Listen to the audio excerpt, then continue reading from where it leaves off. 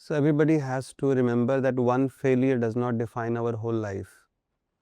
And when we remember the teaching of the Gita, where Krishna says, I am everyone's greatest well-wisher. And then Ishopanishad says that the Lord is complete, this creation is also complete, there is no loophole.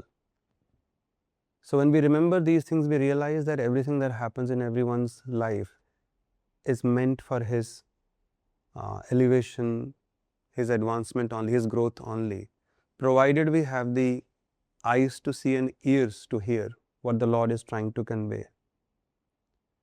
So when something bad happens in someone's life, for example, it means his bad karma is getting exhausted. So which is a situation to rejoice. When somebody goes through a happy situation, it's the good karma which is getting destroyed. So it's a situation to become sober. So whatever happens in a person's life, if we remember that there is a greater plan, and if we maintain some patience, then things will be revealed. And all our scriptures teach us that failures are a part of life. It's not something unusual.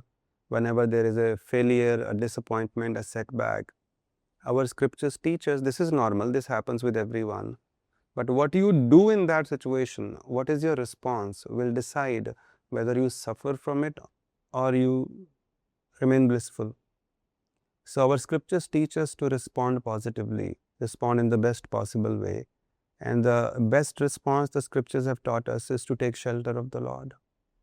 Because when we take His shelter, even our destiny changes. When we remember Him, when we take His shelter during failures, disappointments, setbacks, pain, then He turns the biggest curses into blessings and the biggest adversities turn into opportunities. That is Lord Krishna's expertise. All we have to do is just turn to Him, and that's how we can manage failures. And we should always remember that things may be out of my control. They are never beyond Krishna's control. He is the supreme controller. And as long as we seek His help, anything can change. So there is no, scope for disappointment or lamentation in life, because there is always somebody who is there to help us. So that gives hope. Can you tell us, explain to us, what is ego? There is true ego, there is false ego. Ego to hoga hi. So true ego means I am a servant of God and I am insignificant. He is great, I am insignificant. I am His sevak. And false ego means I am God. I may not say it, but I want to be in control of everything. And I think I have believed, I have achieved everything on my own. Everything belongs to me. Everything is mine. Everyone should follow me. Everyone should like me. So people may not say it, but subconsciously it's there. It is shown through their actions. That I, me and mine in that person's life is very prominent. I have done it. I am so and so. That is false ego. And especially this is exhibited to a great extent in defying the existence of God. Oh, there is no God. I don't believe in all these things. This is all arrogance and ignorance both. But true ego means I'm an insignificant servant of God and it's my duty to serve Him. That's the difference. That's the main difference. So now that you have taught so many people, you interact with thousands, you counsel thousands of people. Tell me the one most heartbreaking pattern that you see in most people today, that they're not able to get over. Expectations. Too many unrealistic expectations. And what is an unrealistic expectation? To think that everything should happen the way I want. Everything should go the way I want. Everyone should like me. Everyone should love me. But the world doesn't run like that. In the Bhagavad Gita, Krishna explains we live in a world of duality. Sometimes there is happiness, sometimes there will be distress also. Praise will be there, criticism will be there, profit, loss. These are all parts of life, and one should just tolerate and continue doing his duty. Because people have become so self-centered, and therefore there is so much anxiety in their life. They're trying to control everything. They have too many expectations. So it's very difficult to tell them that lower down your expectation. But the next question is, isn't it good? Isn't it human to have expectations? I said yes. I say yes, but not the unrealistic ones. You are not the controller. You are not the supreme controller. So a lot of people go through this, go through emotions, and they don't see. That's where scriptural wisdom, if regularly heard, is very helpful. Where we remember again and again that things will change. We are living in a world which is constantly changing. This is the first principle Krishna teaches in the Gita. So one just have to tolerate and just continue doing their duty. So people's expectations from life, from people, from this world, that is, I think, very difficult to let go of for them. And it's difficult sometimes to convince people when dealing with them. So a relationship is a two-way street. That means, and a relationship is based on mutual service to each other. Usually two people, they get into a relationship thinking in today's world, what am I getting out of it? Based on how much I'm getting, I'm very convinced and I'm very committed to that relationship. But relationship is something different. Instead of thinking what can I get out of it, it's about what can I contribute to it. And again, it's a two-way street. Both have to think equally. So if the relationships have to sustain, there's only one principle. How am I concerned about other person's happiness?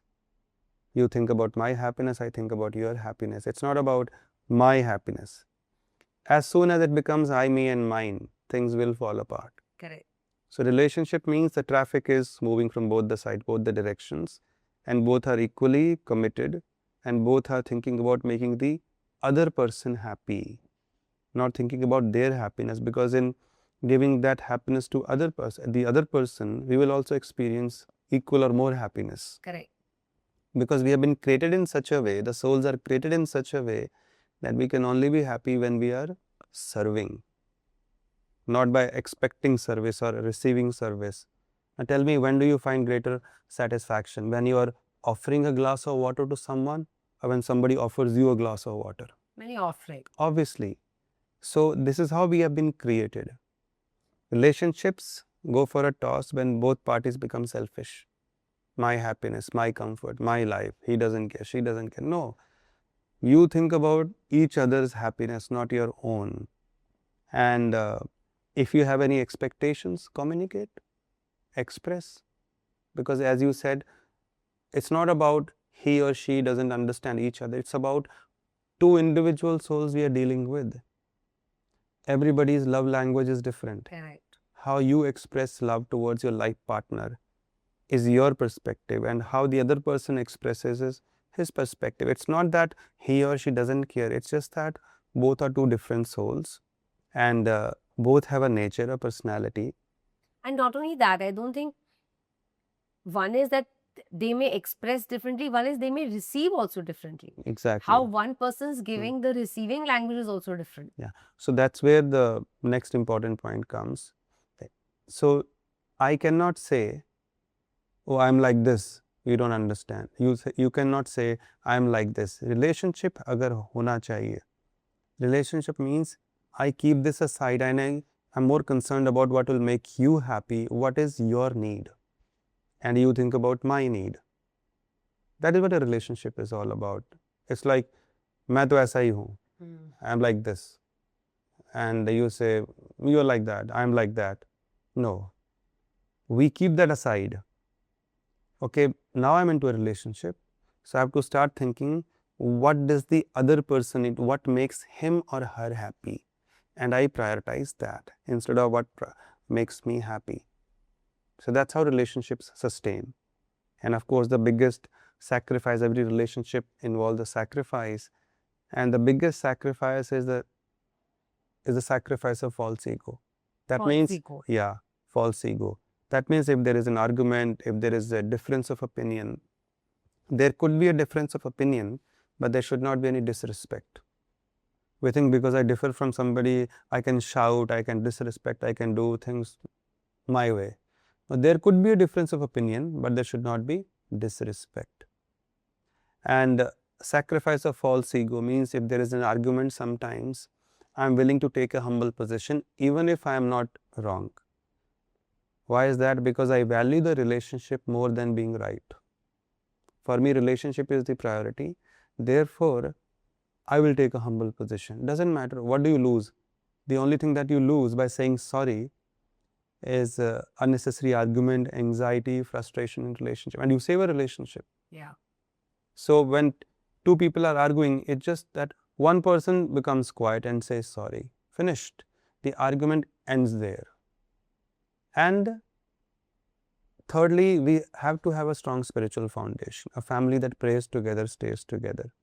If we have a strong spiritual foundation where a family comes together regularly and perform activities with God as the center, even if it's once a week as a family, chanting together, praying together, studying from the scriptures together, worshipping the deity of the Lord together, traveling to holy places together, going for a satsang together, inviting saintly people's home and receiving that wisdom from the saintly people.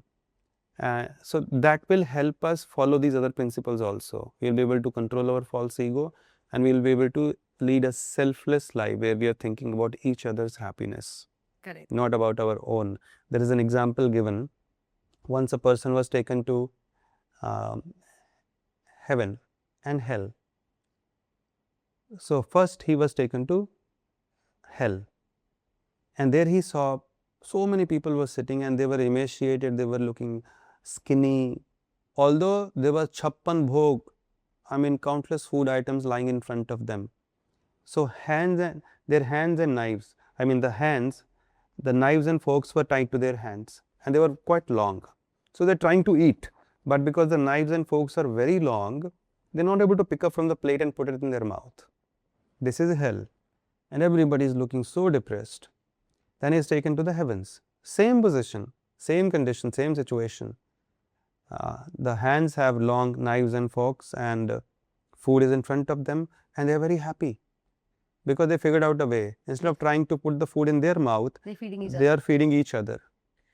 So that's how they are experiencing happiness and nourishment.